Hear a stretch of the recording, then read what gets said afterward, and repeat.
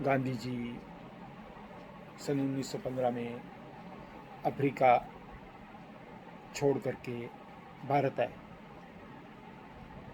उन्होंने साल भर भारत का भ्रमण किया, लोगों को समझा। बहुत विचार विमर्श करने के बाद में उन्होंने अहमदाबाद के कोचरब में अपना आश्रम स्थापित किया।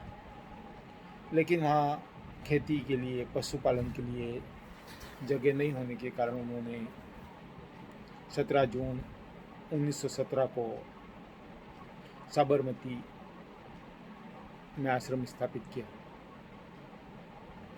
वे वहाँ लगभग 13 साल रहे।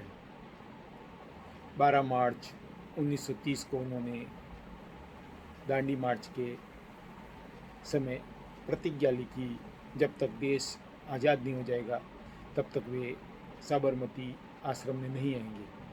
लेकिन इस बीच में बांसवाड़ा के मणिशंकर नागर उनके संपर्क में आए। मणिशंकर नागर रोजगार की तलाश में अहमदाबाद गए थे।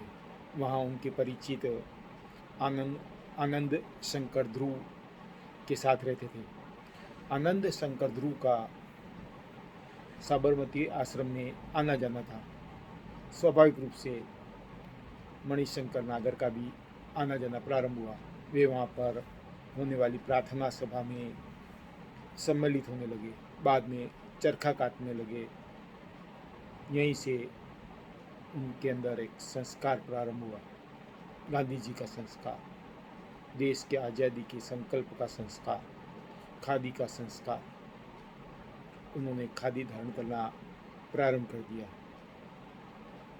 एक दिन गांधी जी ने सभी आश्रम वासियों को कहा कि सभी अपने अपने शहर में, गांव में लौट जाएं और वहाँ देश की आज़ादी के लिए अलग जगह खादी का प्रचार प्रसार करें, चरखा चलाए और समय समय पर होने वाले आंदोलनों में भाग लें। मणिशंकर जानी भी, नागर और जानी दोनों उपनाम वे काम में लेते थे। मणिशंकर नागर भी बांसवाड़ा लौटा है। इस बीच में एक घटना हुई जिसके कारण गांधी जी उन्हें बाटली वाला कहकर पुकारने लगे। हुआ यह था कि एक आश्रमवासी का पेट दर्द करने लगा, भयंकर पीड़ा होने लगी। गांधी जी ने पीड़ा को समझ लिया। उन्होंने सभी से कहा कि कोई जा करके सोडा वाटर की बोतल लेकर के आए। शहर दूर होने के कारण कोई जा नहीं सका, लेकिन मणिशंकर नागर चुपचाप चले गए और कुछ देर बाद में बाटली लेकर के आए। आश्रमवासी को वह पिलाएगी, उसका संकट, दर्द दूर हो गया। तब से गांधी जी उन्हें, मणिशंकर नागर को बाटली वाला भाई कहकर पुकारने लगे। मणिशंकर नागर बांसवाड़ा आने के बाद में खादी, चरखा, इसके प्रचार प्रसार में लग गए।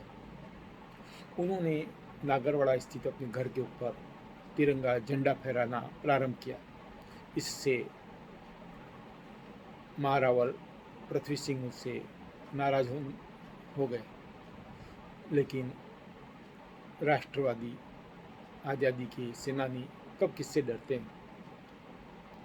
मणिशंकर नागर अपना कार्य यथावत करते रहे। ऐसे में महारावल प्रशासन ने एक चाल चली। मणिशंकर नागर जब सब्जी लेने के लिए बाजार में गए तब एक सैनिक, एक पुलिस का सिपाही उनके पीछे खड़ा हो गया। जैसे ही नागर साहब सब्जी लेकर के खड़े होने लगे तो उस पुलिस वाले ने मुझे धक्का दिया, यह कहकर उन्हें गिरफ्तार कर लिया, जेल में रखा गया, जहां मणिशंकर जी पे दबाव डाला गया कि वे अपनी विचारधारा को बदले। लेकिन मणिशंकर नागर ने कोई दबाव सहन नहीं किया और वे अपने संकल्प पर, अपनी प्रतिज्ञा पर, देश की आज़ादी के लिए, खादी धारण के लिए, तिरंगा फहराने के लिए अड़े रहे। तंग आकर के मारावाल प्रशासन ने उन्हें छोड़ दिया। इसके पश्चात बांसवाड़ा शहर में प्रजामंडल का गठन किया गया। 26 मई 1945 को एक बैठक हुई जिसमें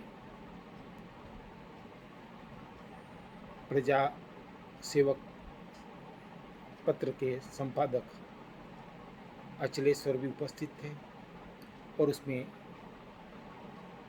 मणिशंकर नागर को अध्यक्ष और स्वतंत्रता सेनानी दुलजी भाई भावसार को मंत्री बनाया गया। इस तरह से यथावत गठन किया गया। प्रजामंडल का कार्य प्रारंभ हुआ। सन 1946 में मारावल ने बांसवाड़ा से अनाज की निकासी प्रारंभ की, जिससे यहाँ अनाज का संकट पैदा हो गया। तब प्रजामंडल ने एक आंदोलन प्रारंभ किया। उस आंदोलन को दबाने के लिए मारावल ने धारा 144 लगाई, लेकिन ऐसी धाराएं आज़ादी के सेनानियों को कहाँ रोक पाती है। आंदोलन तीव्र हुआ। 16 के करीब स्वतंत्रता सेनानियों को गिरफ्तार किया गया। उनमें मणिशंकर नागर भी एक थे।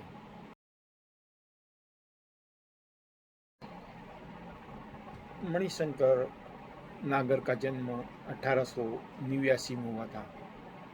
उनके पिताजी का नाम भगवानी लाल नागर था। उनकी मृत्यु 28 फरवरी 1981 को हुई। उन्हें बांसवाड़ा का पहला गांधीवादी कहा जा सकता है। उनके कार्यों का परिणाम रहा कि हमारा देश आज़ाद हो गया।